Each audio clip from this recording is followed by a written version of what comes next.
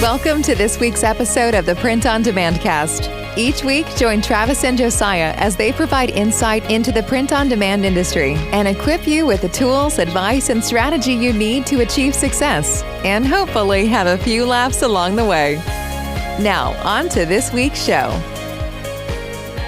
Hello once again, and welcome back to the Print on Demand Cast. I'm Josiah with my co-host, Travis Ross, here to bring you more information, more bad puns, more dad jokes on this, the 50th episode of the Print on Demand Cast. Travis, how's it going, man?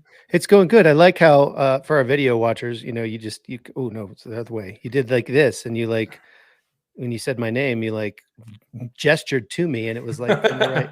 It's like we could touch, give a high five. This is such good audio right now. It is very good audio.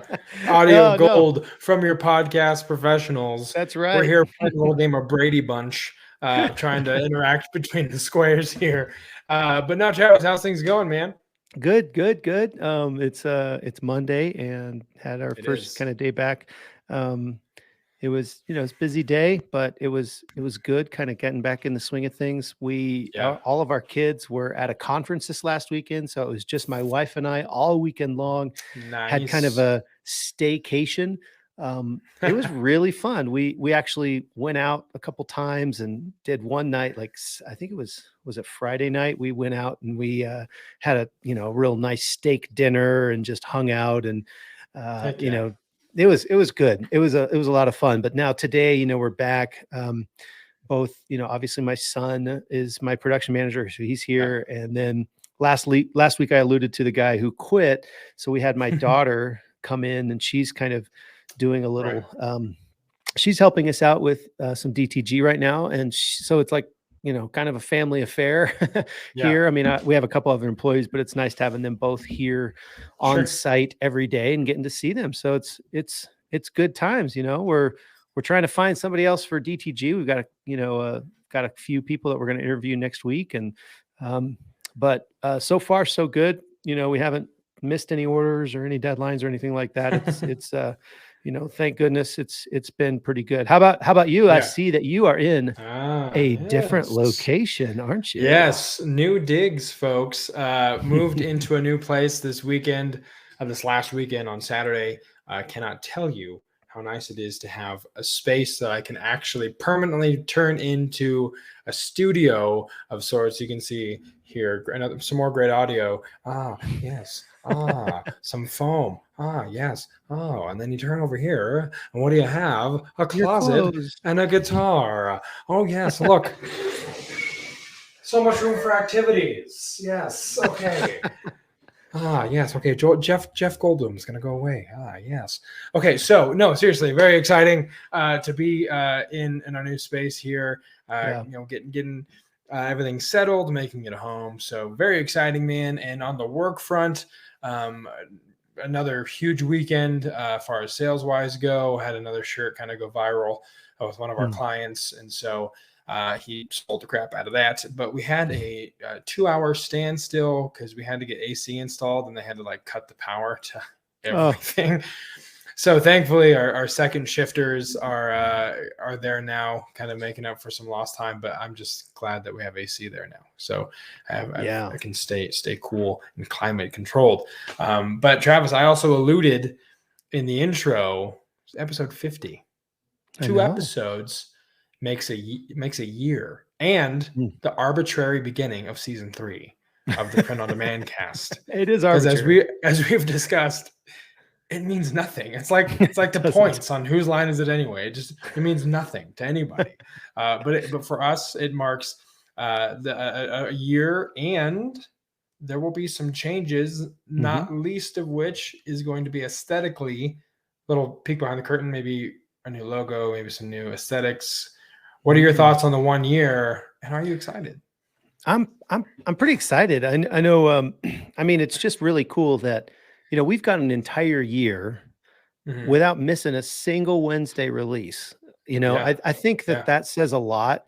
You know what I mean? I don't want to break my arm, pat myself on the back, but I mean, there have been times when it's been like, oh crap, we still got to record, or we have to edit, Oh, or yeah. I've got to Yeah. change my schedule around to make sure, we release it on the right day or whatever it is. But, and we've obviously had a lot of things happen in this last year. I mean, you Yeah. losing your father and, Yeah. Q4 and just all of these different things. But, I'll just say it. I think we did a really good job kind of being consistent, and Yeah. hopefully that is appreciated by our audience. I'm sure it is. But I'm happy that we've made it to a year, but I'm Yeah. excited about kind of where we're going and the Yeah. future of the Print on Demand cast. No, I agree, man. I think a year is a good benchmark to hit of consistency, and now it's just trying to figure out how to grow it, from here on out, to grow the audience, to grow the interactions, to get more of the community doing stuff, like launching a merch store, which we're going to do, to hopefully get some stuff out there that people will like to wear, I think is funny, and hopefully they'll embrace the new but yet retro vibe of the show as we go into a year, and hopefully they'll enjoy the 1 year podcast, which now that I'm so close to Left Hand Brewing, I think you and I need to just go grab a beer at some point and kind of plan what this 1 year episode is going to be like. We probably need to do that sooner than later too, because Yes. it's literally 2 episodes away. It's 2 weeks. We talk like we have a lot of time, but we do not. It is pressing upon us. Well, before we get into this week's main event, we don't have a point of interest because hold your tears. There's an interview. I know you guys listening are sad that you won't hear the point of interest bumper for this week, but there is an interview and it's filled with lots of points of interest. But we would never deprive you of the newest segment of the show, this week's Dad Joke of the Week. Travis, do you know where bad rainbows go? No, I don't know. Where do bad rainbows go? They go to Prism, but it's only a light sentence. And that's this week's Dad Joke of the Week. I want to know how many people actually use these in party water cooler scenarios and then take all the credit. Give it some time, Josiah. Just give it some time. These are going to go viral at some point. Yes, let's hope that that's the case. But this week, we have an awesome interview, an awesome guest with Brandon O'Connor. He is a co-owner of Cloud9 Prints. I'm their Coloradan here on the podcast this week. Travis, you know Brandon a little bit, so why don't you kind of give a teaser of what the listener has to look forward to before we transition to this week's main event? Yeah, Brandon has a lot of experience. He's young, he's not like, an old vet or anything, but he has a lot of experience just in business. And their company hasn't been around very long, but they've had just incredible success. And I do attribute it to him and his partner, just burning the midnight oil, just working really, really hard, but also their business acumen.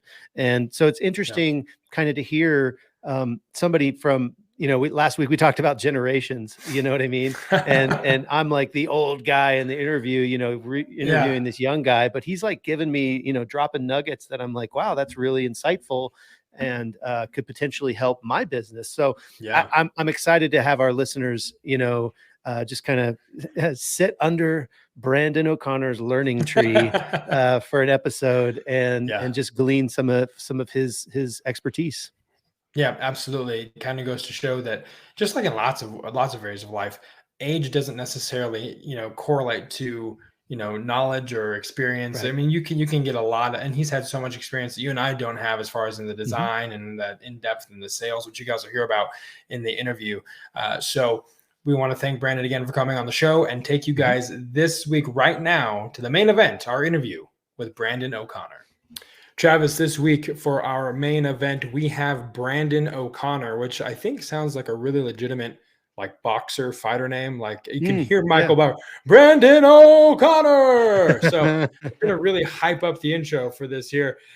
Brandon is the co-founder of Cloud9 Prints right here in Denver. He first entered the print design world in high school and then made an unlikely transition back into the space after college. I want to hear why it's unlikely, and we're going to find out in the meat of this interview. He's recently been spending most of his time on the success of Cloud9 Prints. Please welcome to the Print on Demand cast, Brandon O'Connor. Brandon, thank you so much for taking time out of your schedule to join us. Absolutely. That was quite the intro. I love it. Yeah, yeah. All the other guests are going to be jealous because they didn't get a really poor Michael Buffer impression for their intro to the Print on Demand cast. Yeah, Man, before you even said that my name potentially sounds like a boxer name, I was like, oh man, almost sounds like a fight intro or something. It's pretty funny, but yeah. I think it's the O'Connor. It's the Irish. I'm assuming it's of Irish descent, but I think he could be a fighter. Yeah, totally. Yeah. maybe. Well, hey, maybe. Brandon, thanks for joining us. I know, just so our listeners have a little context, I met you actually on Clubhouse. Kind of Clubhouse was the new cool thing, is the new cool social media for a little while there, and everybody was jumping on. I don't know. I haven't been on Clubhouse in over a month now, but for a while there, I was going on a lot. I saw you a lot and saw you were in Denver. I reached out to you on Instagram. We started chatting. I came to your shop, and met you and your business partner, and we kind of spent some time just chatting. We've done a few, projects together. You guys have sent me some business, for different things, and we've bounced a lot of ideas off each other. It's been a really cool relationship. So I'm really glad you could come on the show and kind of just give our audience some cool stuff to kind of, grow their business. So let's just jump into, the thing we always ask every guest that comes on the Print on Demand cast is like, what is your pod story? What's your POD story? So Josiah kind of hinted that in your intro. So there's some interesting stuff here that we want to kind of dig into. So how did you get into the apparel industry, Brandon? Yeah. So basically I got the start in high school. I went to a technical school. So you pick a trade and basically you spend 1 week on and 1 week off in that trade. So half of the time I was in high school, I was learning graphic design, and the shop that I was in not only had a design lab, we also had a print area as well.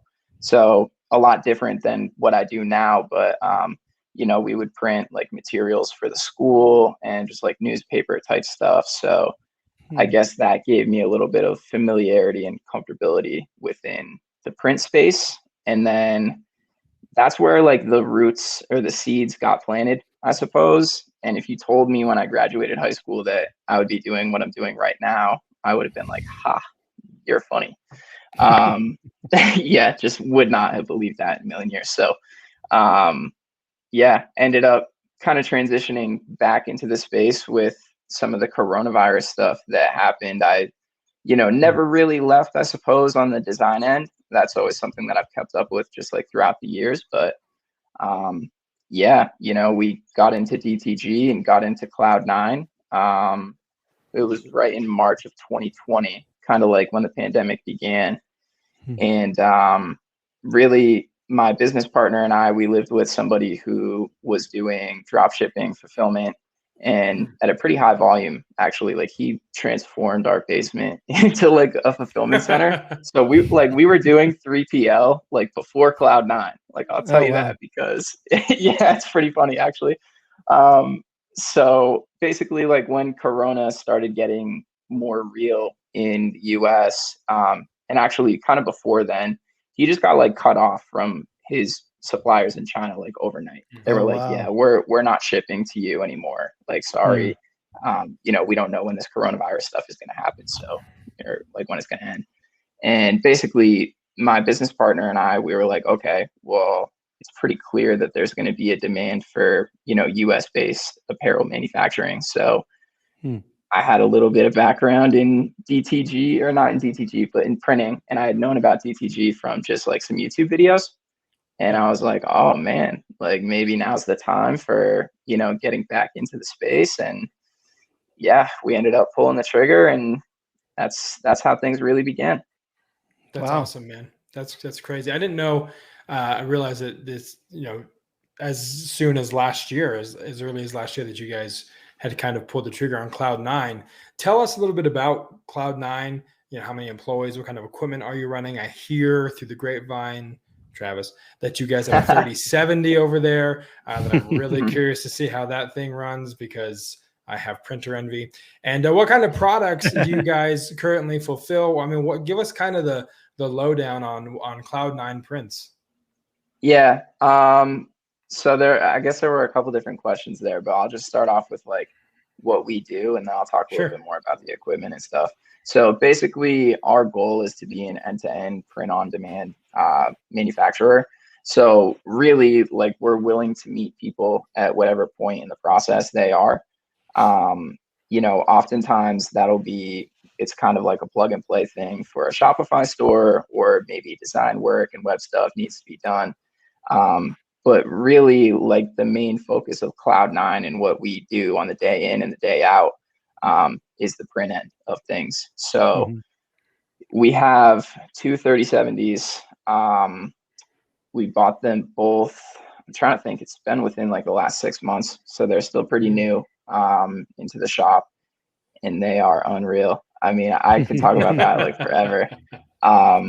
We have a couple older machines as well, so we're actually capable of printing up to 6 shirts at a time.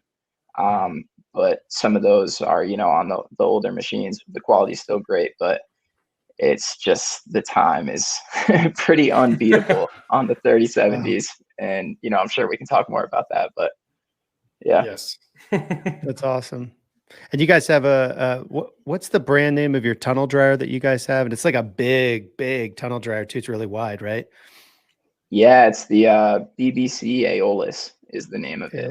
So it's like a 14-foot one. And we kind of bought it with, I don't know, just like the future in mind, because we could have bought a dryer that, really would have maxed out at what our current printer threshold is, I guess, like of what we're capable of producing. And we were like, nah, let's get something that's a little bit bigger, because, ideally we're going to get more printers and we're going to grow. Yeah. So we don't want to have to invest again and then get another dryer. Yeah. I think that's definitely kind of a golden nugget tip for our listeners. I mean, we've talked about it here on the Print on Demand cast, but you want to focus on the best plans are like you plan now for where you want to be in 5 years, and, sure. And if your budget allows for it, obviously you don't want to go, I don't need $100,000, tunnel dryer, pre-treat system and all of that stuff right now. But if your budget allows for it, buying kind of the next level up does make a lot of sense when you're planning out and you're trying to plan for where you want to grow, not just where you are now. It's where you want to be. That's really smart. And it sounds like it's really served you guys well, because when I came there, you didn't have those 3070s. You were still printing on those old DTG machines. Yeah. And you weren't using the capacity of your dryer, but now it sounds like you're perfect. It's like working out really well. Is that right? Yeah, definitely. It's getting to the point where, I mean, like, there's no way we can fit another 3070 in the space we're at right now. So, I mean, we'd have to figure that out, but there's definitely still room on the dryer for sure. Like, if we wanted to, it's crazy that, I honestly can't say enough good things about that dryer. It's been one of the best purchases. So that's super cool. So, a lot of our listeners sell on, Amazon, Etsy, Shopify, merch by Amazon, Redbubble, a lot of kind of both seller of record and royalty only sites. Does Cloud9 actually, do you own any kind of internet properties or any designs that you guys are selling out there in the marketplace? Or are you strictly selling for other people or producing rather for other people? Yeah, so we actually do some internal stuff. Most of it has been kind of just like internally generated brands on Shopify. So we haven't done as much of like Redbubble or Etsy or any of that stuff. But I will say, like, we have tried. I think the issue that we've run into, though, and I don't know if you guys could speak more on it, it's been tough for us to just dedicate like a lot of time to that area. So, oftentimes my business partner or myself will be like, oh man, we got like a bunch of designs. Why are we not throwing them up on Redbubble or Etsy or whatever it is? Yeah. And at the end of the day, it seems like it just comes down to the consistency of it. And, it's tough for us right now to do it like every day with some of the other stuff we're doing. But I feel like there's so much potential there. And yeah, Sure. I could speak more on that for sure. Yeah, I know for us, it's I totally understand exactly what you're saying, because there's really not enough time in the day to do all of the things, you know? And so I'm very happy that we had established ourselves kind of and had a workflow for creating and adding new designs to, you know, our different marketplaces before we got into like heavy production for other people. I think because we kind of had that first, it's remained, and we're able to kind of, you know, see that kind of move forward as we're growing in other areas. I think to add it now in the midst of like, you know, somebody just called me today and wants like 300 shirts, and another person's calling me about, you know, 100 mugs, and all of this, you know, just kind of the everyday production fires that you're constantly putting out. It would be hard to really dedicate some time to focus on that workflow now. So I'm really glad we kind of did it early. I don't know, how is it for you guys, Josiah? Because I know you guys also sell on some platforms too. Yeah, we sell on a lot of platforms, you know, Amazon and Etsy and Walmart. And it's coming to a point now too where my business partner and I are having the same conversation of all of these designs that we have. Why don't we do something else with them, or a Redbubble, or maybe start a Shopify store with these designs? And what does that look like? And it does come down to like, okay, well, who is going to be put in charge of that? Because you and I have way too much on our plate. I'm still finishing this, you know, 12-ounce steak from last week, and you're trying to heap on some mashed potatoes, and I'm full. So it's like, where's all this gonna go? You know what I mean? Like, who's gonna be the head of it? We got to bring someone in or hire it out or whatever. So it's kind of like, you know, that shiny object syndrome too that we talk about sometimes, of like, this could be a good idea, but is it going to benefit? Is it going to detract from the main goal? What we're doing right now, is that something we can put on the shelf and dust off and look at again later? It's almost like there is no right answer, but there is a wrong one, and you have to try your best to find which one it is. So it's very much a lot of the same. So right now, you said you're doing some, or predominantly fulfilling for other people. So talk about what makes you guys a fit, or what makes you personally a fit for the POD business, and what skills, Brandon, do you bring to the table? We talked about some design. Maybe we can dive into that a little bit more, but what skills do you feel you bring to the table for the print on demand game? Yeah, honestly, so I think there's a couple things. One, the design thing for sure. So just like having that background with Photoshop and Illustrator, like I was so blessed, honestly, in high school, because I got the chance to learn like the entire Adobe suite. So even down to like Flash animation and like video editing and all that stuff. I actually still do like a lot of that type of stuff now. Was that something that you just, kind of a sidebar, was that something that you just took the class just because it was available, or were there areas of interest that the reason you learned the entire Adobe suite? What was the kind of the impetus behind you taking the class that made you, or allowed you to learn all of that?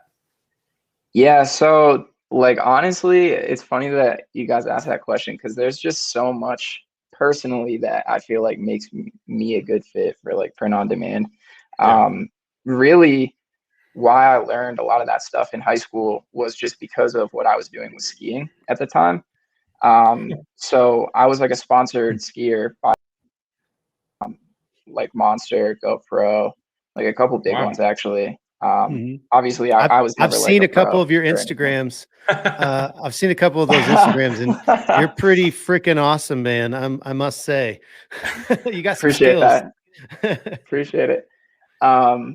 But yeah, it was just like, because of that, I had to make videos all the time. And like that was one of the main requirements of like being a sponsored skier at the time, was putting out edits. And then it was also like doing competitions and stuff. But so I wasn't really taught, honestly, the video aspect.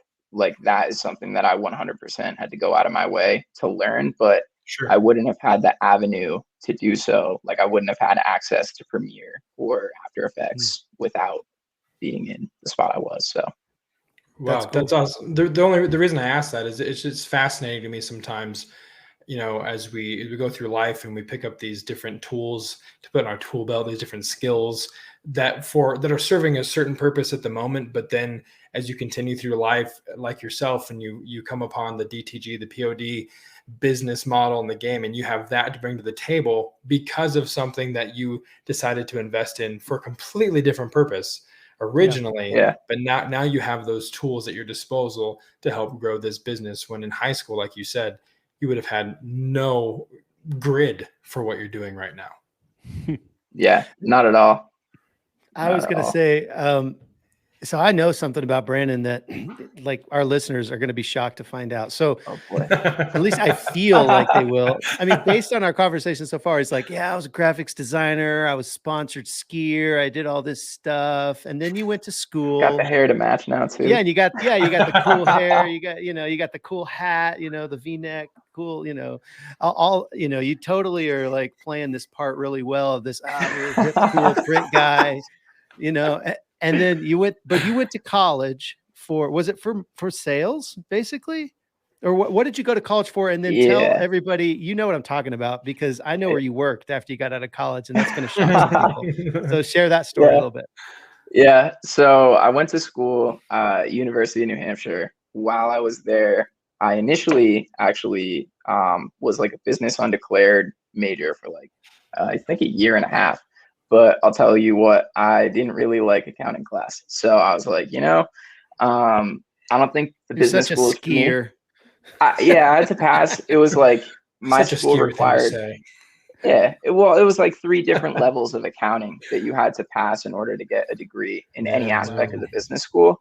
And I was like, well, do I really have to do like all of this to still, do what I want and get what I want out of school? So I ended up being a communication major, which honestly, like, I learned a lot of stuff that kind of helps me now, because it wasn't really just talking about communication back and forth. It was like online communication and stuff like that, looking at how, web behavior was going to change and grow and all that type of stuff. But I guess really to get back to the root of the question, at the same time, I had gotten a sales job at Verizon when I was a freshman in college. And it just like opened my eyes to a completely different world that I did not know existed. And I was like, oh my God, like sales is it. Like, this is what I got to do. So there was a sales club at my school. There were sales competitions and all of that good stuff. So basically from when I was a sophomore on, I was doing like extracurricular, whether it was like actual sales competitions or doing stuff within sales club or like working sales internships or all that stuff. So yeah, that was like what I was doing throughout college. And then once I graduated, so actually I interned there while I was in college too. When I was a junior going into my senior year, I interned at IBM as a sales intern. And it was like a 12-week program, I think. I guess I did good enough to get offered the job. And so, I mean, obviously like I put in effort, but it was a pretty competitive program. And I ended up getting offered the job after school. So when I graduated, I ended up working in sales at IBM it was almost 2 years. It was like 1 year and 3 quarters, I think. And that was what I was doing right up until Cloud9 began. So that's awesome. So can you talk a little bit about, so that was the thing. I mean, no one would have thought, based on what you're doing now and kind of the story up till then that, I was a graphics kid. I was a snowboard or a skier, and then all of a sudden you're working at IBM, I mean, that seems, it's very white collar. It's totally kind of a shift from maybe, a perception that somebody would have of a guy who runs a print shop and wears, cool hat and has long hair. So I'm wondering just like how that kind of, that experience has helped you in Cloud9, and can you speak to that, like how that sales training and that sales experience has kind of helped you in the print on demand space? Honestly, a crazy amount. So like the program that I went through with IBM is what was known. I don't know if it still exists, honestly, post pandemic, but it was a thing for years before. It's called Global Sales School.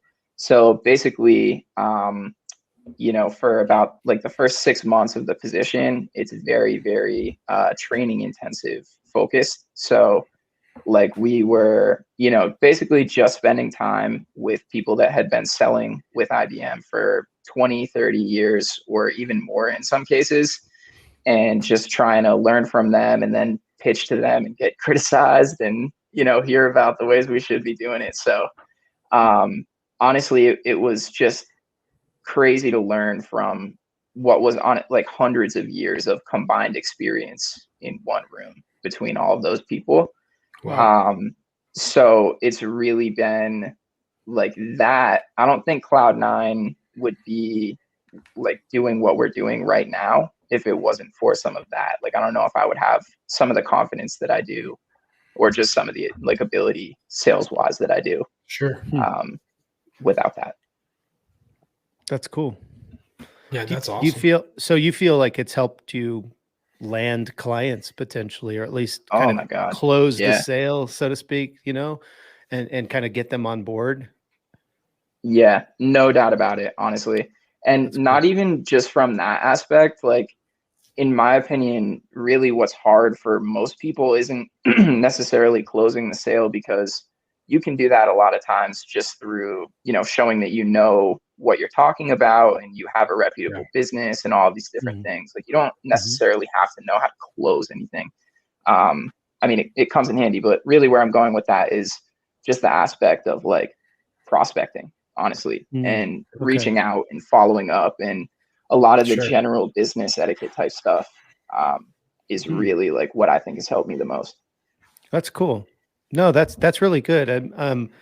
Man, we could probably do a whole like podcast series on like business etiquette and like sales just in general, and like how to, keep track of your potential leads, and like just following up and just all those things that you just mentioned. Yeah. The organizational side of it can be a monster sometimes, because like you said, it's easy to reach out and to, prospect, but then you have to remember who you reached out and when's the last time and where the conversation was left. And so, there's systems and stuff that you need to have in place for sure. That would be a pretty fascinating, actually. Do you guys use a CRM? And if so, what is it, a CRM for POD, or is it something else that you guys just kind of knew about and just use it? Yeah, $1 million question. I want a CRM very badly. we don't have one as of right now. But kind of going back to like what I was talking about a little bit earlier with some of the IBM stuff is like when I was there, they went through a process of switching CRMs. So for a little while, and God, if anybody heard that from the company, like they'd probably hate me saying this, but like we were keeping track of stuff like manually for a little while. So when I was like, okay, well, like I want to start selling for Cloud9, like what am I going to do? I was just like, oh yeah, like remember like when you were doing all that manually. Perfect experience. So I just did the same stuff, and I got a bunch of Google Sheets built out, and like you guys said, I mean, geez, that's probably a whole episode like within its own thing. So that's super cool. Well, okay. So you talked about obviously, the sales experience with IBM and stuff, but you also have this, kind of unique set of skills when it comes to like Adobe designing and, Photoshop and Illustrator and all that stuff. So we talked a little bit about before we press record, kind of you enjoy and have a lot of experience designing specifically for like t-shirts. And so I'm wondering, in an effort to, again, kind of give something to the audience that just to consider in their own business, can you kind of maybe put into words what makes a good t-shirt design versus what makes a bad t-shirt design? And maybe just one or two examples of that, because I know it's hard to like say something audibly when you're trying to kind of, and we're talking about a visual representation of that thing. So do your best. Yeah. So it's funny. The beginning of that question made me think about it. I actually got asked by a potential client today, like how many t-shirt designs I've done individually. And I had never thought about it, but I'm like, oh my God, like it's gotta be over, I think 10,000 probably Wow. over the course of my entire life. Hmm. Like I would think. So I've been Yeah. doing, design since I was like 13. So yeah, it's just crazy. But to get back to the root of the question, really the first thing that pops into my head, a lot of t-shirt designs contain text. So, just like the one big thing in my eyes that you can tell, somebody kind of knows what they're doing versus somebody who may be a little bit more green or a little bit more of a rookie is like being willing to bold the text, italicize the text, space the text, whether it's making the words closer or the spaces in between words, messing with that, or like letting and kerning. Yeah, just like there's so many different ways that you can play with text that I don't think get explored enough. And that's probably what I would say. Okay. No, that's excellent. Cause I do Yeah. think you go on Amazon or you go on Merch by Amazon or, Etsy or whatever, and you see a lot of Arial, or just whatever. And it's not necessarily that Arial's bad, but maybe the use of Arial could be changed up a little bit. Like you're talking about with the kerning and, kind of the spacing of the letters or the lines between, all of that stuff. So that's a good tip. Helvetica too. Classic. Heck yeah, man. Yeah. My favorite though is Comic Sans. So, we don't have enough Comic Sans in our life, I don't think. Said no one ever. Yeah. So Brandon, tell us a little bit about you as Cloud9 as a print provider. What makes you different? What sets you apart? If people out there are looking for a print-on-demand provider for their store or dropship or something like that, and like your elevator pitch, right? What makes you stand out from the rest of the POD suppliers out there? Yeah, so I think I alluded to it a little bit at the beginning, but really, like we are a true end-to-end print-on-demand supplier. So there's kind of like 5 different stages that I think of it almost. First would be designing the actual apparel. We can obviously do that, from front to back. Then is kind of like setting up a marketplace. We can do that as well, whether it's like web design or, whatever it might be there. Once things are ready to launch, we help on the marketing side as well. So like we'll put together promo videos and like actual like professional photos and all that stuff to promote the store. And then from there, it's the printing and the fulfillment. So like no matter where you are in the state, like in the steps, like it doesn't matter to us, if you want to just like plug and play with a different POD provider, or if you need something that's like a fully custom solution that's built out, we can meet you wherever you are. So.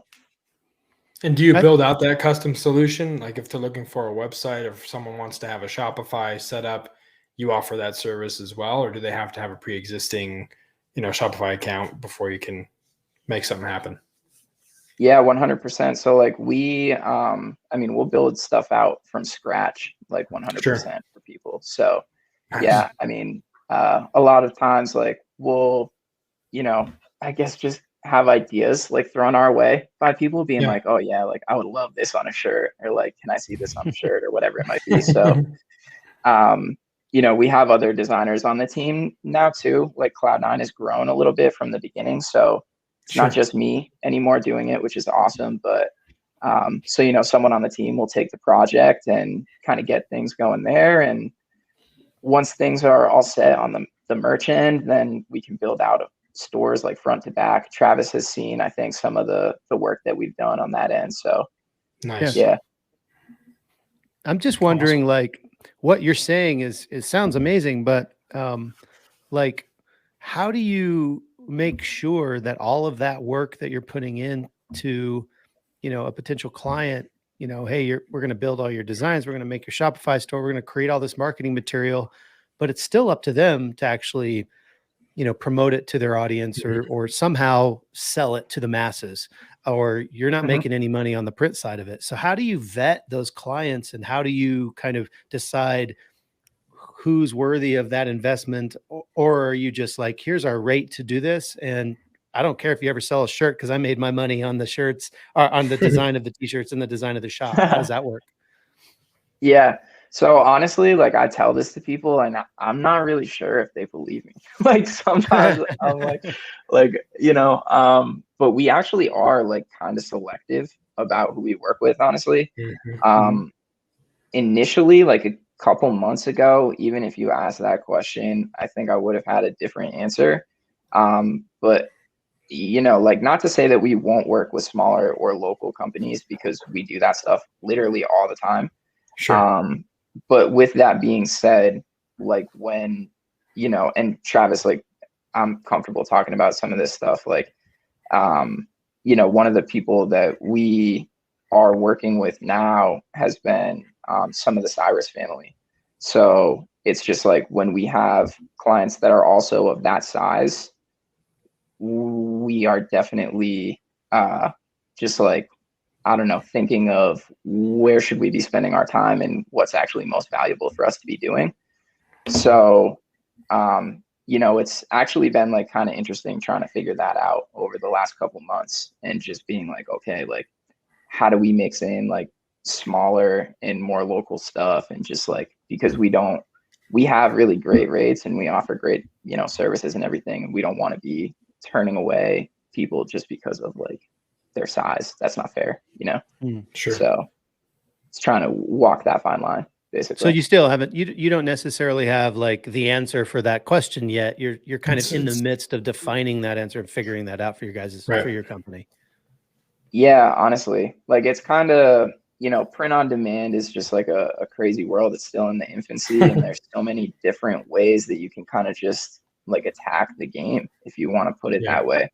Like you can choose to do, all internal stuff. Like we could have, honestly, do the same exact like services that we do right now, but just do them for Cloud9. Like we could be like, okay, well, like we're just gonna create our own in-house merch stores and like do the apparel design, do the web design, do like, so it's just trying to figure out what avenue you actually want to work within, and just kind of run with it. Cool. Awesome. Well, fantastic. Go ahead, Travis. Well, I was just going to say, let's jump in, Josiah. Let's jump in and ask him some of the magic questions. The magic questions. So these are the questions that we didn't tell him that we were going to ask him. Oh, yes. The hot seats. The hot seat. He Wants to Be a Millionaire theme song. Okay, so Brandon, so first one I'll ask, and then Josiah can follow the one. Tell us about a time when something happened in your business that felt like a failure. Dun, dun, dun. Yeah, honestly, there's a couple that I can talk about. And before I even answer, I guess I'll say failure is not a bad thing. Failure is actually a very good thing, like in my mind, because one, nobody's perfect. Everybody makes mistakes. And really, at the end of the day, it's the lessons that you learn and the changes that you make based on them. Like no one's perfect. It's all part of learning. Really, the one thing that I would probably point to as like an overarching, I wasn't thrilled about. So I love the way you phrase that. It's a very diplomatic way to phrase that. I didn't have much experience like hiring people before Cloud9 or interviewing people or anything like that. I had never really been in like a managerial position or anything like that, and had to do any of those processes. So when we were first bringing onto the people onto the team for Cloud9, it was like, oh, okay, like I think this person could be a good fit, XYZ. And honestly, at the beginning of it, like our turnover definitely was not great. It was only like a few employees. We learned very quickly, but that's the one thing that I can say for sure felt like a failure, because it just like the tasks that we had in mind like weren't getting done. And then there was one instance in particular where somebody that we had helping us out with fulfillment, it just wasn't working out. And, like my business partner and I ended up spending the weekend in there packing packages, which isn't the end of the world, but it's just like, Sure. I would like to not be doing that. So, yeah, no, I can totally relate to that. Yeah, absolutely. So this question we like to refer to as the crystal ball question. If you could put on your hat and peer into the future, what do you think the future of print on demand is, if you had to take a guess? And we're going to hold you to it and follow up in 10 years. okay, so I'm looking on a 10-year scope here. Sure. Sure. Yeah, we'll go with that. Okay. Honestly, a lot of people probably aren't going to like me saying this, that maybe are based in like the printing industry. It's apparent to me that DTG and print on demand have taken big steps within like kind of the last 2 years, honestly. Sure.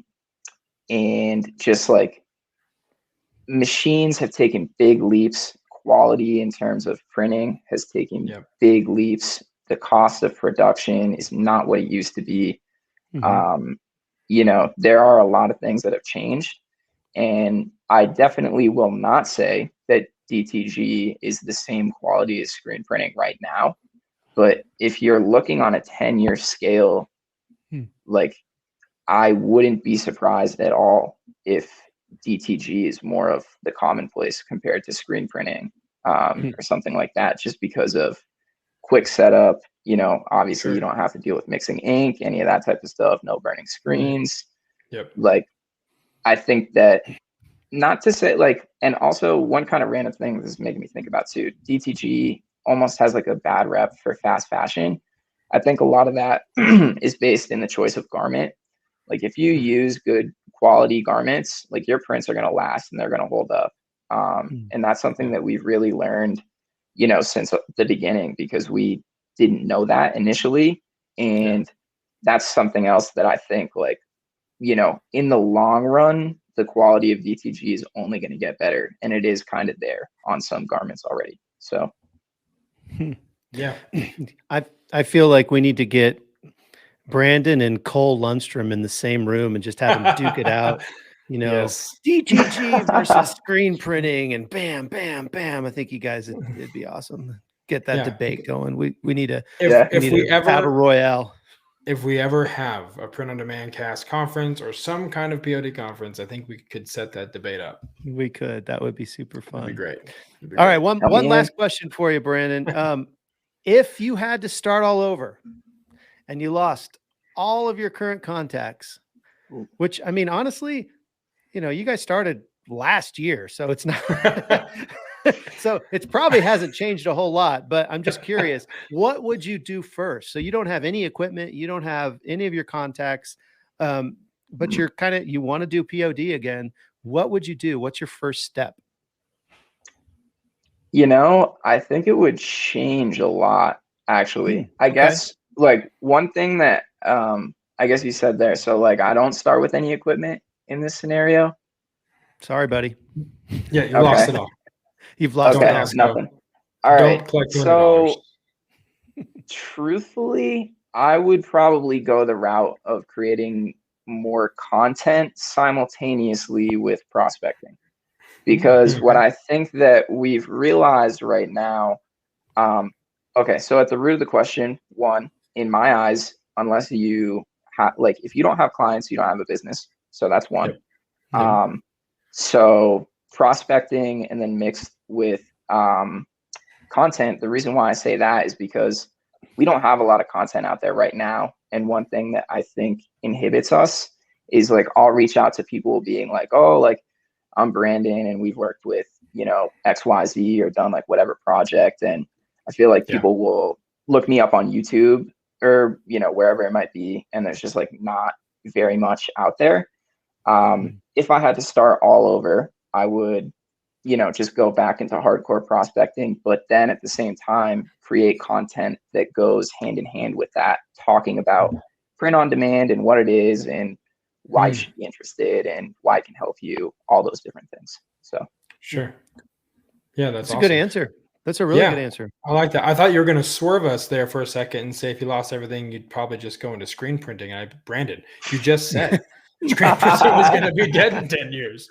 And you also gave me a better word for, finding clients, prospecting. It beats the hell out of the term headhunting. So I'm going to change my vernacular immediately. So you've done a million favors already. So man, that's awesome. Thank you so much for taking time to hop on and be a part of the show. Before we go, let people know where they can find Cloud9 online, social media, where they can find you, because apparently there's some pretty badass ski pictures out there that need to be seen. So plug all of the social medias, business, personal, and then we'll kind of wrap up this portion of the show. Cool. Yeah, so if you want to find me personally on Instagram, that's where I use like most social media. It's O'Connor.Brandon. I've been thinking about changing that because honestly, people think my name is Connor sometimes. And yeah, so I'm like, maybe I should change that. But as of right now, it's OCONNOR.Brandon, BRANDON. On Instagram. And if you want to follow Cloud9, because that's where more, I guess, of the print action and all that type of stuff goes down, it's at Cloud9Prints, and it's like the number 9 on Instagram. So that's where you find us. Yep. I appreciate you guys having me, by the way. It's been a pleasure. Yeah, dude. Yeah, man. I follow you on both of those, and guys, Brandon puts out a lot of cool content, puts out some stuff like cool prints that they're doing and little videos here and there. And, even just to kind of steal some of his ideas, I think you should follow him. So there's a bunch of them on there up for the taking. Yes, I'm following right now. I need to, next time Travis makes his way your direction, I'd love to join and see your facility. Kind of drool over the 3070 a little bit, and then collect myself and come back. So I think it'd be great to meet you in person as well, Brandon. So thank you again for taking time to come on the show, and we'll have to do this again soon, man. It was great. Yeah, absolutely. Thanks again for having me, guys. Seriously, I appreciate it. There you have it, folks. Brandon O'Connor, or Brandon O'Connor. I feel like I'm the bad Michael Buffer impression. Man, I really, really enjoyed this interview with Brandon. Such a nice guy. Very, you can tell, down to earth, willing to share so much knowledge. I really want to follow up with him on that sales idea and doing a series of podcasts on that, because I think that would really help our listeners, regardless of what stage they're in the print on demand journey. At some point, you're going to come into a scenario where you're going to need to learn how to prospect. You know what I mean?